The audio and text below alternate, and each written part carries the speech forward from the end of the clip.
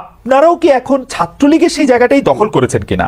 আপনারাই কি এখন একটা শোডাউন ভিত্তিক একটা জায়গায় আপনারা নিজেদেরকে দেখতে চান কিনা? সেই জন্য যত রকম মানে আপনাকে দেখা যায় আপনি বা হাসনাত বা নাহিদ বা মাহফুজ এত চমৎকার করে কথা বলেন, কিন্তু অন্য সময় দেখা যায় যে আপনারা প্রায় একে হুমকি দিচ্ছেন, তাকে ধমকি দিচ্ছেন, তাকে বলছেন যে এখান থেকে বাদ করে দিবেন, এটা করে দিবেন। এরকম কেন? মানে এই শোডাউনের একটা প্রক্রিয়া কিন্তু আপনারা চালু রেখেছেন, মানে এটা কেন? মানে এরকম না হইলে আমরা যারা আপনাদের সাবজেক্ট আছি আমাদেরকে আপনারা শাসন করতে পারেন না, মানে আপনাদের একজন প্রভুর জায়গায় যাইতে হয়, ছাত্রলীগ আওয়ামী লীগের মতোই। বা সায়ন থেকে যখন বলবো তখন বলবো বিএনপি বা তার সহযোগী সংগঠনের মতোই।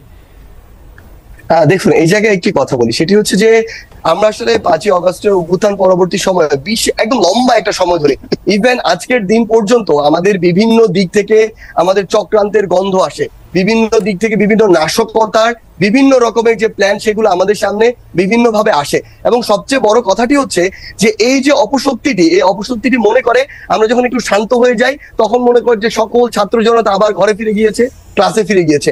এবং ওই সময়টিতে তারা এমন ভাবে, আমরা দেখেছি সচিবালয়, আপনি নিজেই দেখেছেন, আমরা হাইকোর্টে দেখেছি, আমরা বিভিন্ন জায়গায় এটি দেখি, আমরা গার্মেন্টস কর্মী, আমরা সাভারের দিকে দেখেছি, তারা বিভিন্ন ভাবে বিভিন্ন রূপে ফিরে আসে।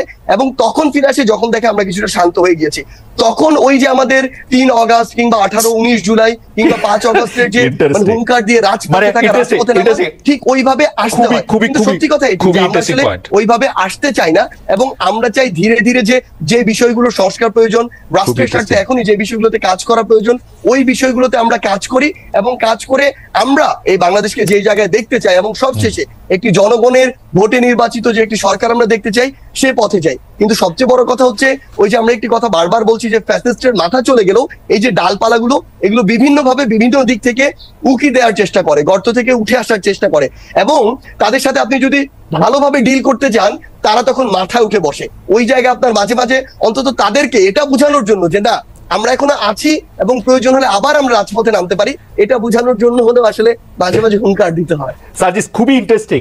মানে আমি এরকম শুনছি অনেক সময় পুলিশরা বিপদে পড়ে আপনাদের ডাকে, যে মানে বাংলাদেশের যে মানে আমরা ব্যাপারটা ঠিক এরকম আমরা আমাদের জায়গা থেকে মনে করিনি।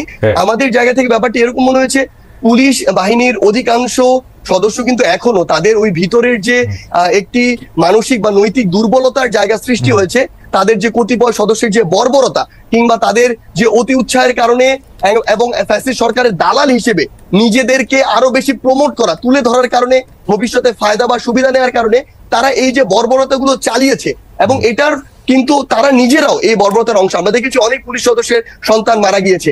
সেই জায়গা থেকে আসলে তাদের ওই যে নৈতিক যে একটি দুর্বলতা তৈরি হয়েছে মানসিক ভাবে, ওই জায়গাটিতে তারা স্ট্রংলি যে কোনো একটি অবস্থা যেভাবে ফেস করার কথা ওইভাবে তারা অনেক বলবো না, কিছু কিছু ক্ষেত্রে অথবা অনেক ক্ষেত্রে ওইভাবে তারা ফেস করতে পারে না।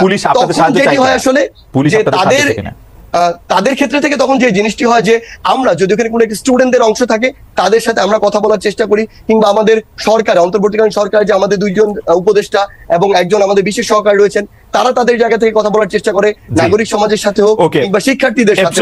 কিন্তু আমার যেটি মনে হয় যে আসলে এই মুহূর্তে পুলিশের যতটুকু আসলে তাদের জায়গায় স্ট্রং পজিশন দেখানোর কথা ওটি আমরা এখন পর্যন্ত দেখতে পাচ্ছি। অ্যাবসলিউটলি, এবং অ্যাবসলিউটলি মানে আমি আসলে পুরনো কথা বলতে হয়, সায়ন্তের হয়তো কিছু মনে থাকবে, আমি 2014-15 সালে অসংখ্যবার এরকম ছাত্রলীগের নিয়ে প্রোগ্রাম করেছি। ছাত্রলীগ তুই চাস কি বা ছাত্রলীগের ব্যাপারটা কি, তাদেরকে যখন জানতে চেয়েছি যে তারা কেন পুলিশের কাজ সেটি করতে চাইছে, প্রায় একই উত্তর দিয়েছে সার্জিস আলম, আমার মানে পুলিশ পারছে না বা পুলিশ হচ্ছে না, যাচ্ছে না।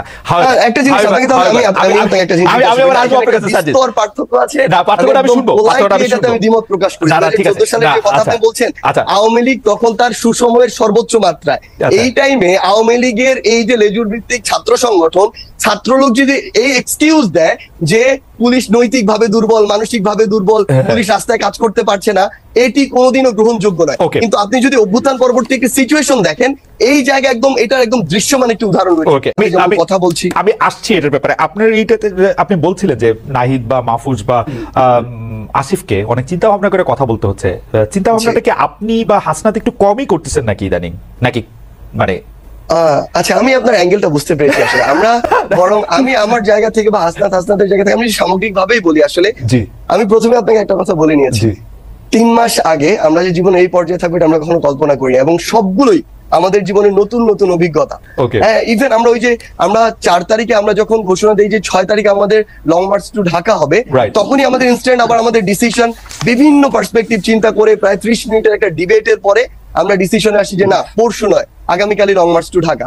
সো এরকম বিভিন্ন জায়গায় আমরা বিভিন্ন সময় আসলে যেটা হয়েছে যে প্রথম অভিজ্ঞতার মধ্যে দিয়ে যখন গিয়েছি তখন সেই জায়গাগুলোতে ঠেকেছি, বাট আমাদের যখন আবার সামগ্রিক একটা আলোচনার মধ্যে দিয়ে মনে হয়েছে যে না, এই জায়গা আমাদের এইভাবে কাজ করা দরকার।